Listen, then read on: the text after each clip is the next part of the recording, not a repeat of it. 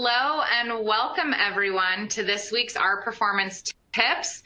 My name is Jessica Morgan and I will be your host again this week. I'm joined today by one of our performance improvement specialists, Seth Gulley. He is here to discuss the exposure risks of bloodborne pathogens, both in the workplace and at home. This is something that when you really stop and think about it, it's important information to be aware of. Before we begin, I'd like to go over the On24 platform with you. For those of you who've never joined us, On24 operates a little differently.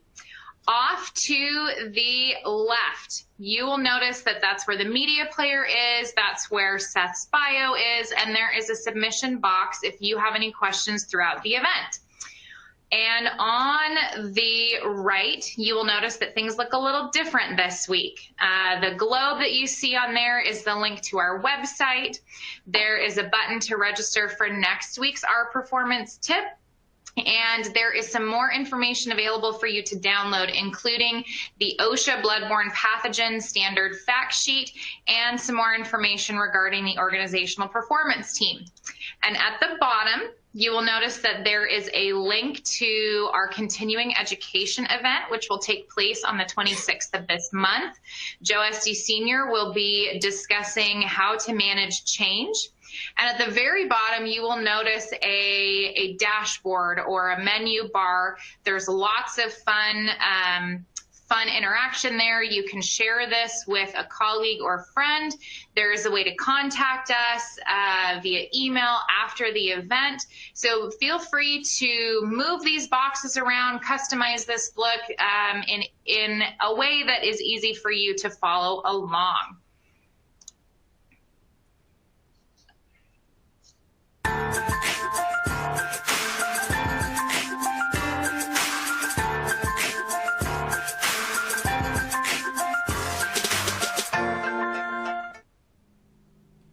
In a single year, it's estimated that as many as 20 million people globally will acquire HBV infections from unsafe medical injections. Despite the CDC's One and Only campaign, the reuse of syringes via IV tubing and needles-only changes between patients still occurs in the United States. In long-term care facilities, 87% of Hep B outbreaks occurred during assisted blood glucose monitoring.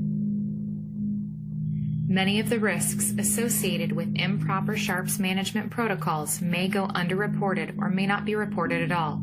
Between 2008 and 2012, 35 hepatitis outbreaks were reported to the CDC, not incidents, full-scale outbreaks. In 2019, an estimated 89,730 people suffered cuts, lacerations, and punctures while on the job site.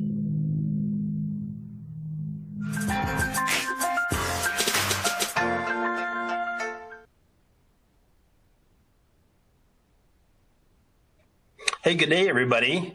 This is Seth Gulley. I'm with a bunch of folks, it looks like, on this platform today. So I'm super excited. This is the first time we've gone, or I've gone live, and had the ability to share with you about some of these experiences I've had, but also just some of the risks that we have out there without really thinking about it. So, given the day that we live in, and I don't want to go down the path of COVID. However, it just brings our awareness to another heightened level. And this will kind of pull some of that stuff in that we're susceptible to a lot of different things. So I do want to talk about pathogens today. Usually we talk about bloodborne pathogens in regards to like hepatitis C, hepatitis B, and even HIV. And we usually refer to them in the medical industry, whether it be nursing, paramedics, EMTs, all those people that are always exposed to blood. And that's true. However, if you really think about it, all of us can be exposed potentially to a bloodborne pathogen given the right circumstance. So we're going to talk about that a little bit today. But then, if we were really to just talk about pathogens in general, there's 5 major categories of pathogens, not just bloodborne pathogens, but they are bacteria.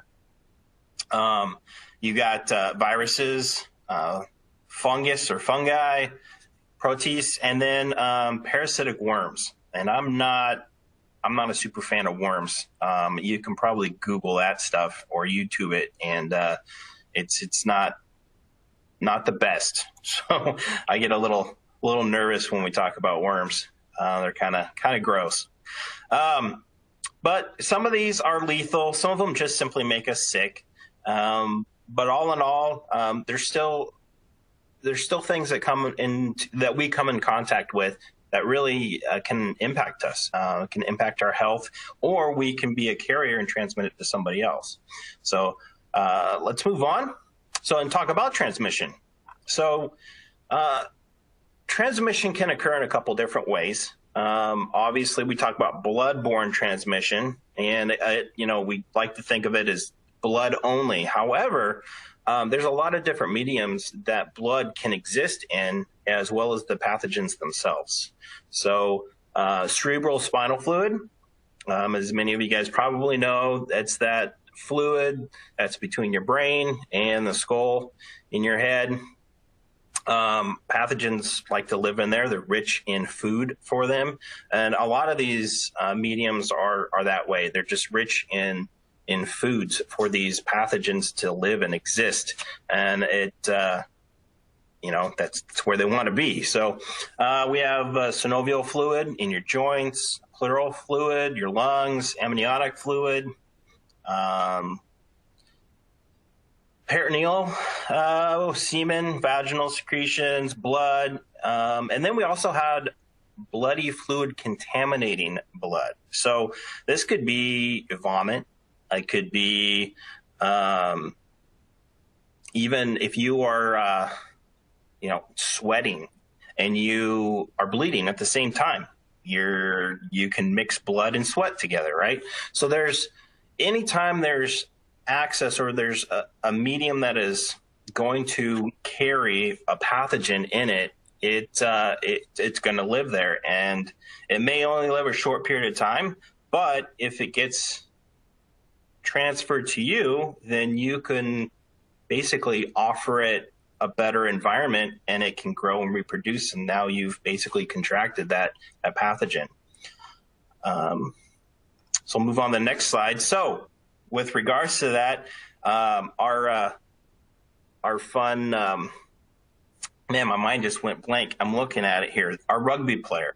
So rugby, I actually greatly enjoy rugby. It's one of those awesome international sports, but it's also one of those where you're kind of just hardcore and you get kind of bloodied up, and they just still let you play. Whereas a lot of other sports here in the States, if you have an injury or a bleeding, they usually, call you off the court or off the field, bandage you up real quick before they send you back on, which is actually a good thing, because you can actually carry these pathogens in blood. Could you transfer that blood to somebody else?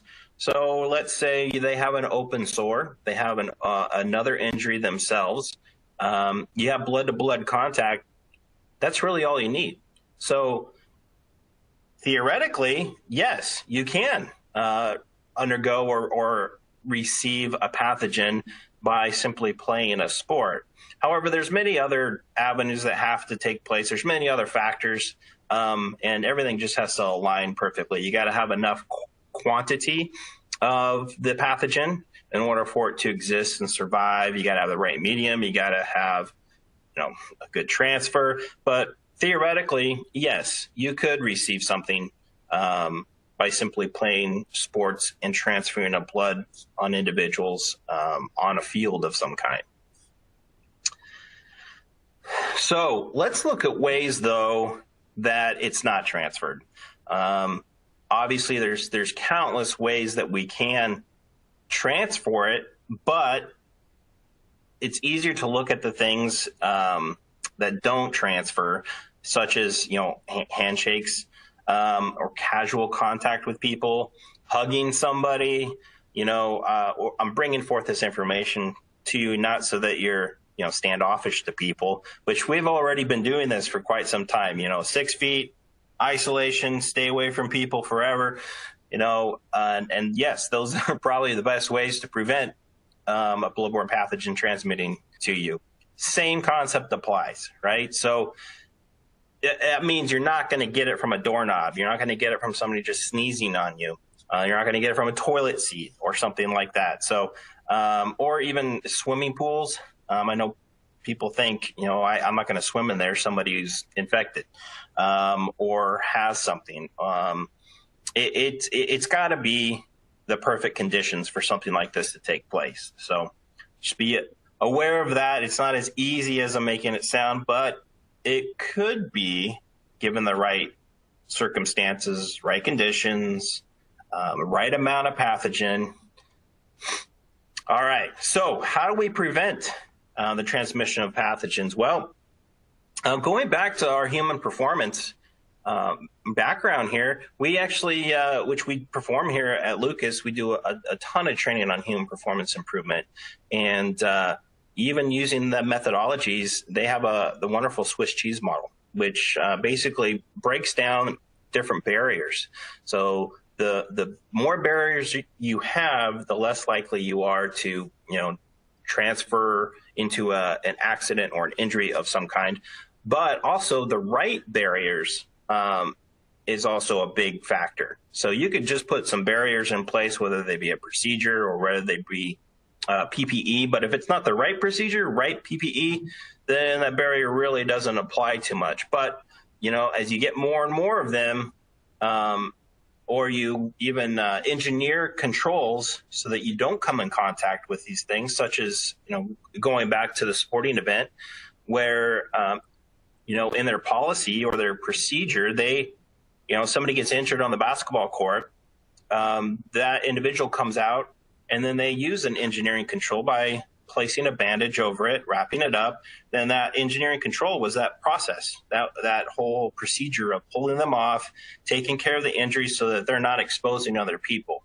So having these right processes in place add all those barriers, and all these barriers add up to preventing the transmission of pathogens. So there's a number of things that you can do. You can wear gloves, gowns, glasses, goggles. You can see them there. But along the way, hopefully you've put the right processes or right procedures or right PPE in place to help protect you, which is kind of what I want to go into a little bit. So the Occupational Safety and Health Administration, or OSHA as we like to call it, so they have a standard, the 29 CFR 1910-1030. And there's a whole lot of supplements underneath there. Well, this actually brings forth who one is susceptible to pathogens. So they kind of map out different careers, different jobs, that kind of thing. But they also take into account just simple environments too. Those being, even if I'm not a healthcare worker, if I'm working in a food industry where I'm, cutting things up with a knife, well, there's that potential that, yes, I could cut myself with the knife while I'm prepping somebody's food. And I hate to say it, but I could get some of the blood in some. All right. I fear we might have frozen Seth out here. So I'm going to take over here for just a second. Hey, Seth, I think you froze. Would you mind refreshing your browser here for a second, and let's see if he can pop back on. He was getting into some of the nitty-gritties of the different types of employers that do have to be aware of these OSHA standards. Some of them are the food industry. Some of them are industries that you don't even think about. So this was some really important information. So I'm going to see if we can't get him to hop back on here for just a second, and then he can take over for me here again. And if he doesn't, then I'll do my best to read his notes here. This is the beauty of technology and some of the joys that we have these technical errors that happen from time to time. So let me check in with him. And while we're waiting for him to log back on, do we have any questions from the audience of areas in which that they are potentially exposed at work and what they can do from a management standpoint or an employee standpoint to help everyone stay safe? So let me check in with Seth here real quick. Oh, the joys of technology in 2021.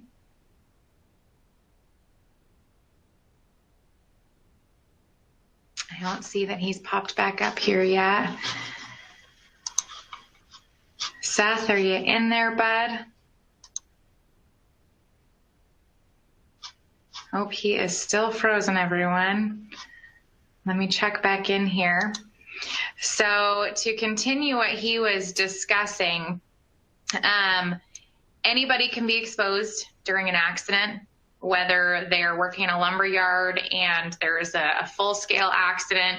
Anyone that has employees that are diabetes and have to administer insulin on a regular basis, there's always the potential for a sharps error, and making sure that, as he mentioned earlier, the right systems are in place for managing that is very important.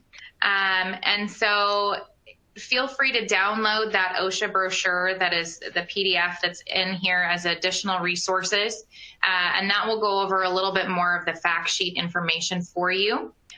Some potential exposure risks for you. Anyone who administers CPR or first aid. If you are traveling foreign or even domestically, there is a different exposure potential there. Much like when the military goes overseas, they have all of these vaccines that they have to take. There is always an exposure risk when you travel.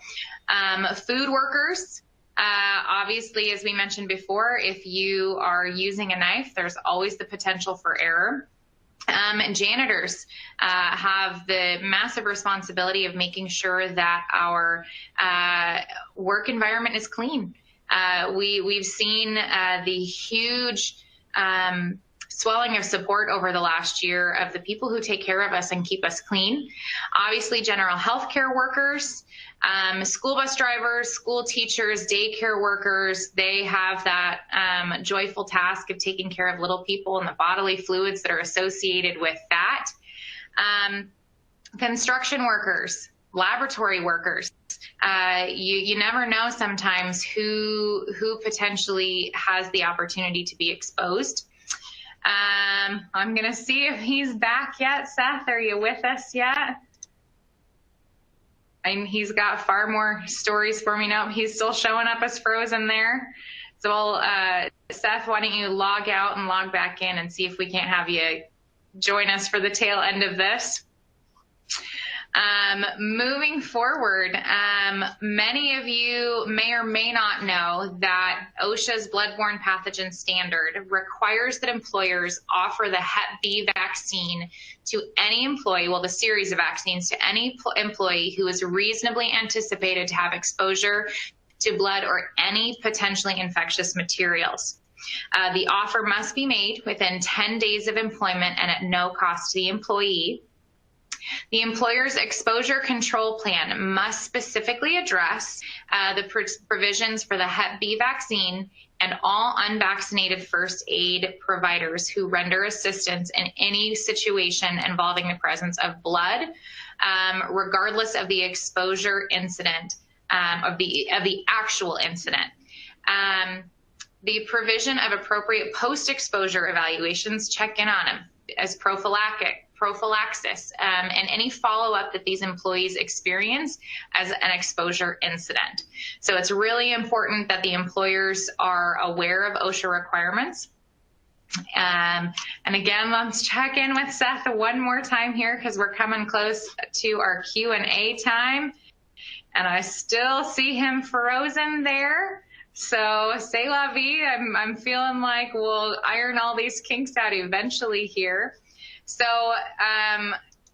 does anyone have any questions? I know that one came in but unfortunately, as I am not your subject matter expert, I am not equipped to answer it. So I will make sure that Seth follows up with you at the conclusion of today. And I want to remind you all that we have some upcoming events. Next week's Our Performance Tip will feature Jason Brewstad. He will be discussing premortems.